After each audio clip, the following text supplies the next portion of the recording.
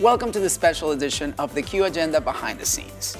And we're on Pride Month right now, and we're taking this opportunity to share thoughts and questions that we've always wanted to ask each other as co-hosts of the Q Agenda. And Lianna, I've been looking forward to this conversation for a while because I really, really want to know, what is it like with a same-sex couple to be parenting children?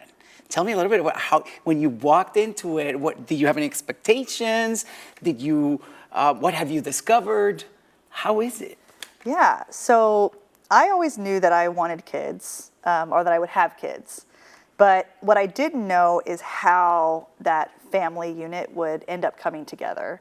And I've always been open to how it would come together. I think as queer people, we understand that it's not always blood that's our family. We understand the power of finding your people, power of loving deeply, and kind of figuring out our own place in the world, right? So with that, I knew that I wondered, would I adopt? And that's still not out of the question, but like, however it came together, I was gonna love it. So I found my partner, or she found me, and we fell in love, 3 years ago about. And surprise, she came with two beautiful extensions of herself, and that's kind of how I viewed it. And that at the time they were so young. I think one was 3, the other was 7, and it was almost like falling in love with her whole total package, right? Because you can't just look at, if you're dating a partner that has kids, you're really not. It's not like you're dating the kids, but you are dating someone that she loves. You're dating her, and she loves these children more than she loves herself. And so it's only right for you to fall in love with the children and everything that they bring to the table in addition to her. But I mean, that sounds amazing. Yeah. And it's beautiful and it's what happened to you. But how is it when you have, that first date or whatever, and you're getting to know somebody, and they go like, oh, by the way, I have 2 kids. I know I've stopped dating people because they had dogs. You know what I mean? And I didn't want to have dogs in the moment. You know what I mean? So what is it like when you're like, all of a sudden, this girl that you're very interested in drops that bomb? Yeah, and I think it's just like anything else, right? Kim tells me that I'm incredible for opening up my heart to the kids. I just think that it's easy. So you would not be, if Kim and you went on a date and said I had 2 kids, you'd be like, I'm out, right? Well, and that's okay, because compatibility. Maybe a while back, I would have said peace out. Stop trying to steal my wife. Okay, so anyway, you both have to fit, right? And your situation is your situation. Now, there's a difference between sort of panic dating, like your life's a mess, you've got all this baggage, and you come into a situation and you want someone else to sort of share the burden of that with you. There's a difference between that, and there's a difference in saying, hey, I've got 2 kids, and I'm clear-headed, clear-eyed, and I hope that they love you as much as I do, which is sort of how she approached it. And then you walk in to meet the kids. Yes.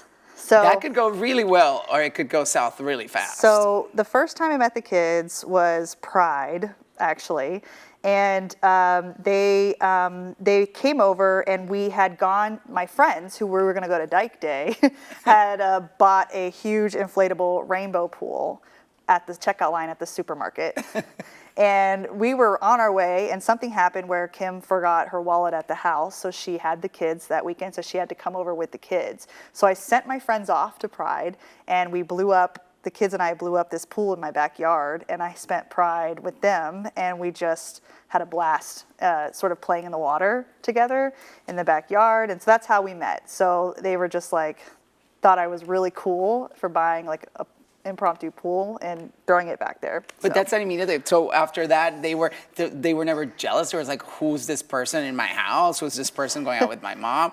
I had a stepfather, and God knows I made his life miserable the first few months. When I first met him, and I was like, I was 9 years old. Yeah, but they're young, so they're like the baby wasn't even talking really yet, right. And so he was very happy just to have someone giggling with him, and the younger girl, she gets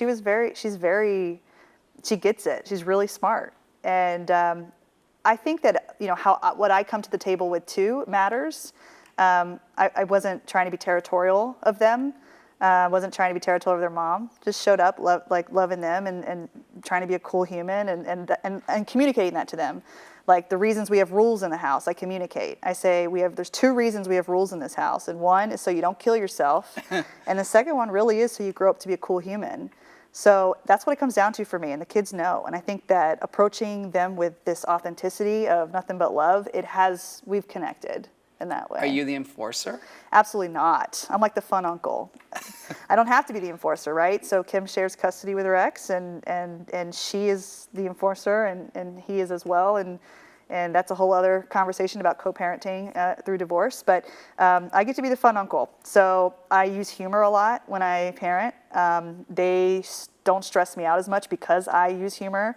Like one time I asked Jordan to pick up the living room, and she said, "Why don't you clean it? It's your house." And then I started maniacally laughing because I could not believe the audacity of her saying, like, I was like, "Oh, that's funny." And I was like, "Ah!" And she like slowly started picking up like her art stuff, and I was like, and so I do that with them, and it works out well. Brilliant. Yeah. That's funny because then have you ever had that moment where you thought for a second, because I've heard people say it, when like if the child's misbehaving or something like that, do you ever say, that's your child? Because some people say that's your child, because what they mean sometimes is that because if it was my child, I would act a certain way. I would know how to handle it. But since this is your child, I don't know how you want this handled. Or are you guys equal? Yeah, no, we check in a lot with each other, definitely co-parenting in our house, within our house to make sure we're on the same page. And I know sign language, right, because my mom's deaf, and she knows sign language. She's a professional sign language interpreter. So we settle our, like, what are we about to do with these kids? We'll sign to each other right in front of them, and they're like, "What are you saying?" And we're like, "We're deciding what we're going to do, like if you get ice cream or not," So we have a secret language. So yeah, it's very communicative in terms of, I am having the experience of being a parent. I'm not on the sidelines. And I got to tell you, you have gone through this experience, and I wanted to have this conversation because I want to have kids one day as well. So what is your best advice to same-sex couples who want to be parents? Go for it. I mean, there's not ever going to be a time that's convenient or ready. Straight people or people who can procreate like that don't usually plan, for it. But I think that's what's special about being a gay parent is that our children are wanted a lot of the times, even though I'm not saying they're not wanted, but we can't have them by accident, right? And so I think there's something special about that. Just make sure that the person that you are adopting with or parenting with, that you love them, because you will be living within 20 miles of that person until the kid's 18, no matter what. So don't rush into it. Don't take it lightly. And start saving for that college. Save for college, yes. Well, thank you so much for sharing your knowledge with me. And I'm just very happy that you're happy. Thank you, Enrique. Thank you. Look at this touching moment behind the scenes of the Q Agenda.